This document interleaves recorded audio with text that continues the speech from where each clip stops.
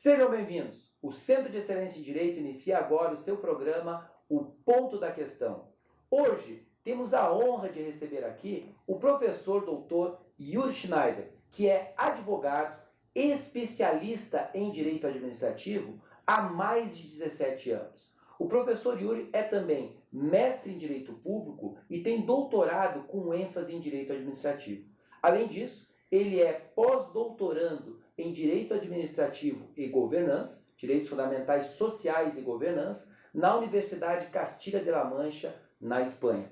Atua também como professor do programa de mestrado em Direito da Universidade do Oeste de Santa Catarina. Professor, seja bem-vindo. Muito obrigado. Hoje temos um tema bastante delicado e especial. Vamos falar sobre assédio moral dentro do serviço público. Imagine a seguinte situação: um servidor público trabalha num órgão da administração pública direta e ele sofre diuturnamente assédio moral por seu supervisor administrativo.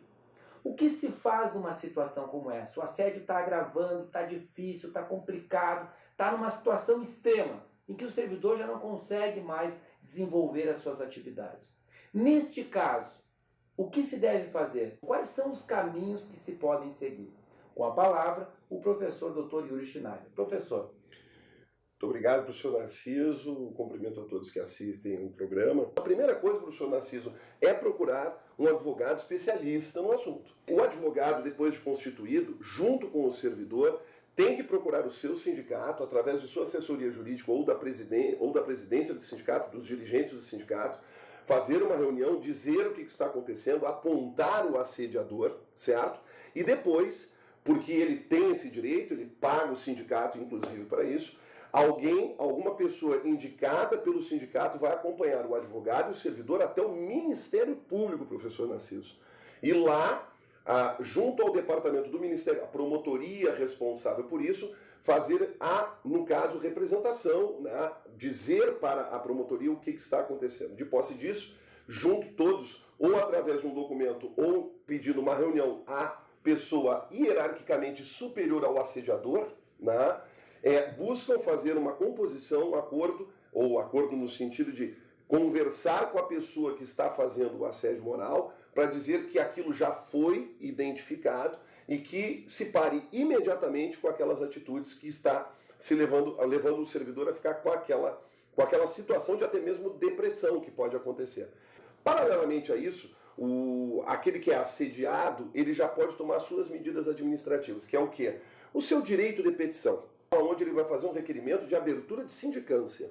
Contra quem? Contra aquele que está assediando. Não importa que é a pessoa superior. Não esqueça, você já falou com as pessoas o suficiente para avisar e agora você não deve temer que sofrerá represálias, até porque outras pessoas estão sabendo, inclusive o Ministério Público. Isso pode virar também, professor Narciso, num processo administrativo disciplinar, isso tudo na esfera administrativa, professor, mas também tem a esfera judicial. Claro. Professor, então, o servidor que está vivendo uma situação de assédio, o primeiro passo é ele, então, procurar um advogado, organizar com ele uma estratégia. Uma das primeiras atitudes que o advogado vai tomar, ele vai procurar então um sindicato para ter um apoio institucional nesse sentido, e o sindicato designar uma pessoa que acompanhe o servidor neste caso, e na sequência procurar o Ministério Público para oferecer ali, para levar ao conhecimento do Ministério Público aquela situação de assédio. Na sequência, então, em resumo, vai se buscar a autoridade administrativa superior a ele, ao assediador, para que, levando também ao conhecimento a situação, para que providências sejam tomadas. Agora, se esse assédio ocorre dentro do Ministério Público, aí eu vou ficar com um problema, porque daí eu iria levar ao conhecimento do Ministério Público. Como é que funciona isso? Se o assédio ocorre de um servidor do Ministério Público. Na esfera administrativa, se procura num primeiro momento o órgão, aquele departamento, aquela promotoria que é ligada a essas questões administrativas. Logo depois disso, se acha que não surtiu efeito, ainda tem a possibilidade de um departamento superior ou até mesmo, em últimos casos administrativos, no CNMP, no caso do MP, no CNJ, no caso do Poder Judiciário. O servidor público que está envolvido nessa questão de assédio, está sendo assediado, ele procurou todas essas alternativas administrativas, e aí temos dois questionamentos aí. Primeiro, não foi suficiente, piorou a situação, pode acontecer. Sim. Então aí o próximo passo seria uma ação judicial. Sim. Essa ação judicial, que tipo de ação seria essa? Qual seria a sua natureza? E quem vai estar como réu nessa ação? Eu vou entrar, por exemplo, se é um servidor estadual que está sendo assediado por um agente administrativo do Estado. Eu vou entrar com uma ação contra o Estado, contra o servidor, contra os dois? Como a jurisprudência tem se posicionado nesse tema? Não está no conjunto de atribuições de nenhum agente público, professor Narciso, assediar moralmente outra pessoa. Então não seria justo a coletividade pagar por isso, né? Ou seja, não seria justo que o Estado tivesse no polo passivo dessa demanda, pagando por uma coisa que uma pessoa fez, não na qualidade de agente. E é o que tem acontecido, professor. Os últimos julgados que nós tivemos aí, né, nos mostram que os juízes, tanto os juízes estaduais como os juízes federais, eles têm sido sensíveis no suficiente para verem que realmente não é o Estado, não é o poder público que tem que figurar no polo passivo da demanda, e sim o assediador, respondendo com os seus próprios bens do seu próprio bolso. A ação era ajuizada contra o assediador, não contra a pessoa jurídica a qual ele trabalha. Exatamente. E aí vem a pergunta adicional.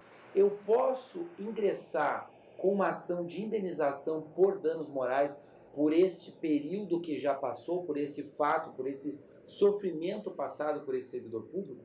Não só pode, como deve, certo? Nós temos um exemplo emblemático no estado do Rio Grande do Sul que aconteceu em 2015, né? Onde uma servidora pública do Ministério Público, secretária de diligências, ela ingressou com uma ação, ficou comprovado no processo, com testemunha, com documentos, que durante mais de 5 anos aquela servidora estava sendo assediada moralmente, perseguições, com várias sindicâncias que foram abertas contra ela e depois foram arquivadas, né? Aquelas sindicâncias que realmente é uma sindicância de perseguição, né? Muito bem.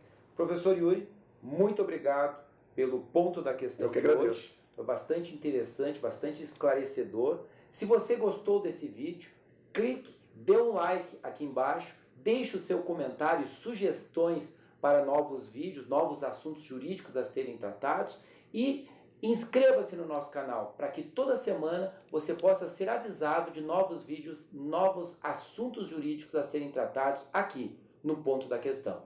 Muito obrigado.